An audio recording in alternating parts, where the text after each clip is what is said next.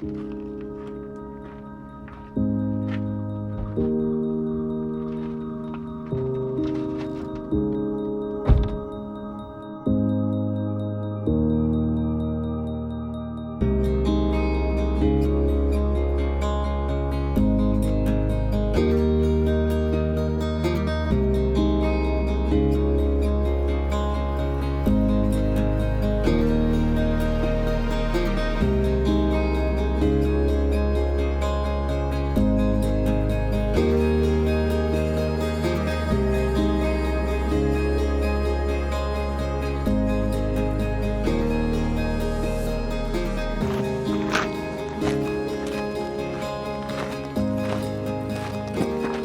it's a little before sunrise, and I'm just gonna venture out onto some nearby mud flats and just kind of get a feeling for the way the light is right now. The sky is mostly clear. There's just a little bit of clouds up to the north. But I figured after yesterday and the frustration of yesterday, I want to spend a good amount of time today just scouting around and getting out in the light and seeing the light ahead of time so I can kind of come up with a better plan as far as what I want to do. And one of the things I find that's very helpful when going on these trips is to create a list of specific areas I want to target and check out. And when things aren't going super well, you can pull out that list and come up with a plan, because I think that really does help out. And I was thinking a little bit more about those photos I shot yesterday. And at this point, you guys know how they turned out. I have no clue. I have a suspicion that I overexposed the shots when the sun was hitting the mountains in the background.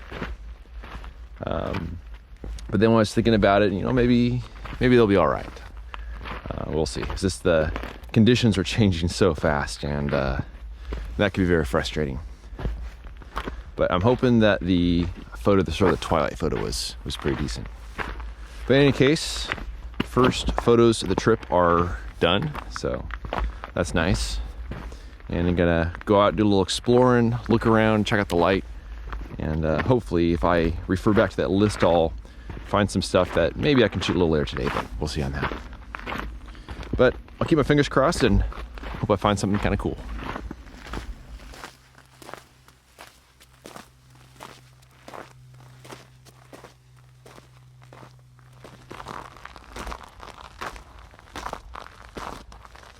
So it's now after sunrise, and I spent some time scouting out on the salt flats to see if I could find anything of interest out there. I was looking for some larger scenes. I was checking off some stuff on my list as far as some formations I found on the satellite maps, and I really didn't see anything that was going to work pretty well with larger scenes in terms of mountains in the background, formations in the foreground. But one of the things that really did catch my eye was all the various salt textures and stuff on the ground. And that stuff looked really, really nice in the sort of the blue hour twilight sort of light. So that could make for some interesting subjects. But I'll have to see if I can find something like that at some point on this trip. But now I'm going to head over to another area nearby and scout that area out and see if I can find something over there. It's an area I've not yet been to, but I'm a little curious after seeing it on satellite maps. But it is a beautiful morning here in Death Valley. Really calm, really quiet. Yeah, I'm hoping I find something today to point my camera at.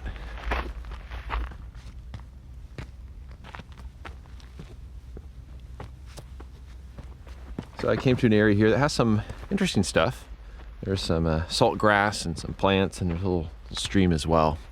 Also some rolling hills of some really kind of loose sedimenty kind of material, lots of salt deposits and stuff. And that mountain back there, that catches some really good light at sunrise. And so I'm keeping that in mind as I'm scouting around. And then also back on the other way, the mountains on that side catch some light at sunset. So I'm keeping all that in mind as I'm wandering around and trying to find something that catches my eye. There are some really nice textures here, like the grasses and just the colors of everything. These warm golden colors. That's one of the cool things about Death Valley, just getting out, wandering around and trying to find something that grabs your attention for one reason or another. So I found kind of a cool scene here. All kinds of nice grass in the foreground, these really warm, earthy tones, a little bit of water pooled up there. And then in the midground, there are some hills of sediment, and then way off in the background, there are some mountains that will light up at sunrise. So this is actually a pretty clean overall composition. And I have the Photo Pills app, which for the longest time I associated more with night photography and looking at where the Milky Way is going to be at certain times and positioning of the sun and the moon and all that. But from a large format perspective, it's also really good because it has a really good viewfinder setup where you can preview what your different lenses are going to look at. So I have, for example, I was looking at what my 300mm lens on my 8x10 camera will give me in this frame here, and that actually ended up being pretty darn good. So that was quite useful to see that. And in the past, I just kind of used my eyes to scatter it out, but it is really nice to be able to use that app and to see exactly what you're going to see with that lens. But yeah, this is nice. The clouds are continuing to build in, so I really don't know what's going to happen for a little later in the day. But this at least will be a photo I can shoot in the morning. Just come here a little bit before sunrise, set it up. Pretty straightforward photo. Depth of field will be a little tricky, but I should be able to figure out something. But yeah, pretty cool to find something. But now I'm going to keep hiking around and see what else I can find.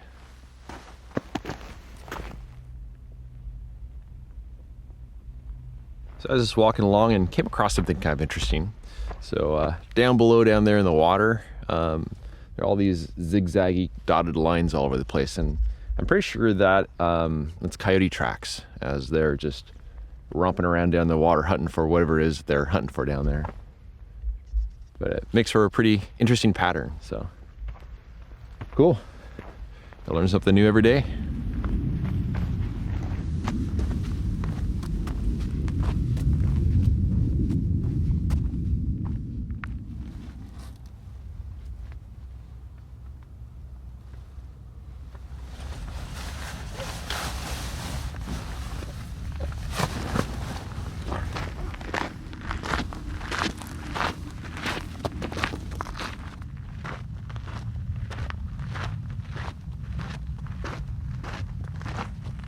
So I went back to camp, made lunch, and loaded a little bit of film on the side of the road.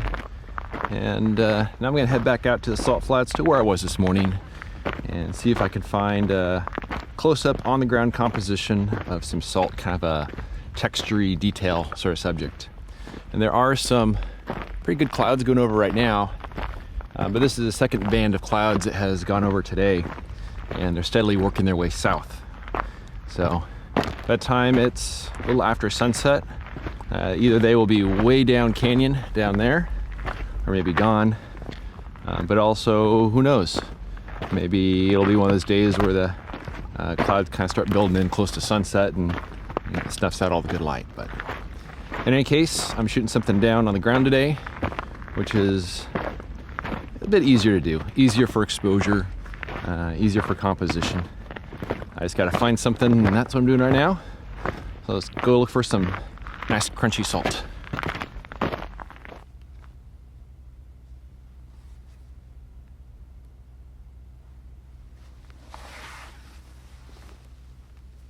So I went ahead and set up my camera, and the shot this evening is gonna be some salt textures on the ground here.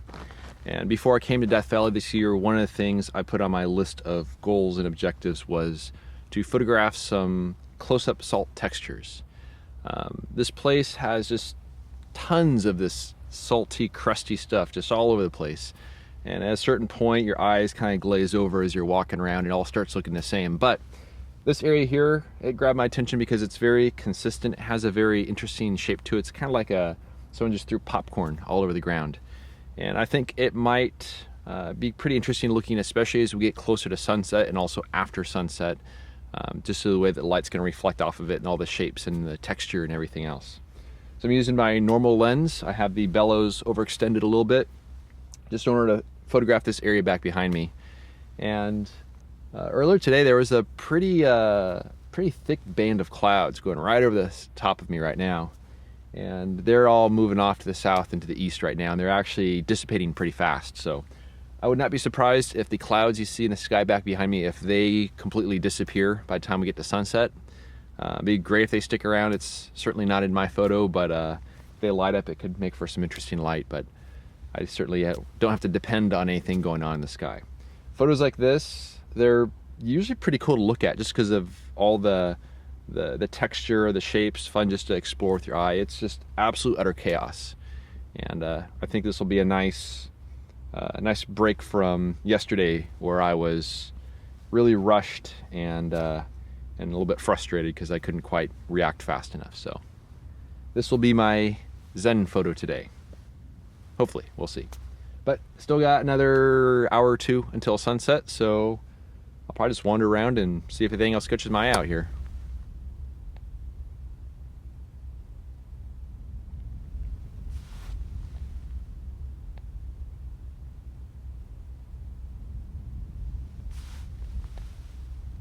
Well, the sun has dropped back behind the mountains, behind the video camera over there, and I went ahead and exposed 2 sheets of ProVia 100 on the scene here.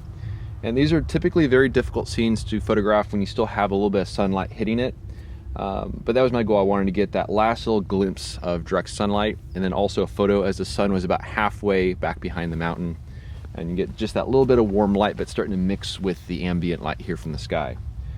These are usually very difficult situations because the large format lenses, if you're using relatively fast shutter speeds on there that are metered or that are timed by the lens itself, they're full stop increments. And I usually have a very specific aperture I want to shoot at. So you get all these in-between settings and you have to sacrifice your aperture in order to get a decent shutter speed. So what I did this time is I put a 3-stop ND filter in there, and this kicked my shutter speed to be quite a bit longer, to the point where it's now measured in seconds. So even when the sun was still up, I had one shot at I think 2 seconds, the other one was at about 4 seconds. And this just makes my life so much easier. So I was spot metering a gray card there, 3-stop ND filter to lengthen the time where I can time it more precisely. And I was able to get that photo just as the sun was dropping back behind the mountain, and we'll see how that is. But my next window of light is going to be in just a little bit after the western sky kind of gets a little bit of a warm band of light over there. We'll get some cool blues from the side, so we get this directional, dimensional sort of light, hopefully. And we'll see how that looks on the salt. Hopefully it'll be a nice, soft, kind of a cool light. But yeah, I'm happy the way that worked out. That's probably what I should have done yesterday by putting an ND filter in the camera, just to make the process a little easier. But we'll wait for the next light and we'll see what happens.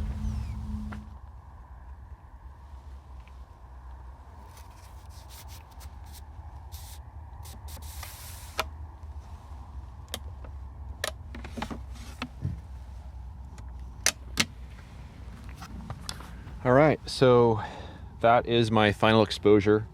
I call those light chasing exposures because when I started this, my meter told me to use a shutter speed of about, I think, 2 minutes.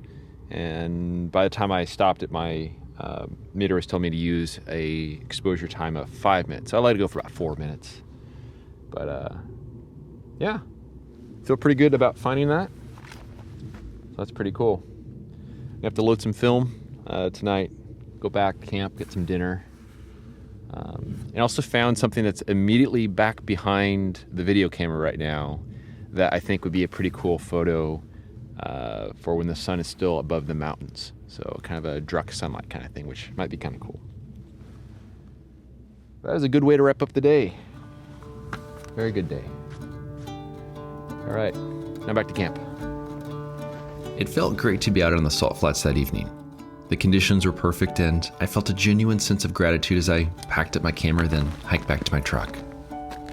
Of the 5 sheets of film I exposed that day, I was most interested in the photo I shot as the sun dipped partially behind the horizon.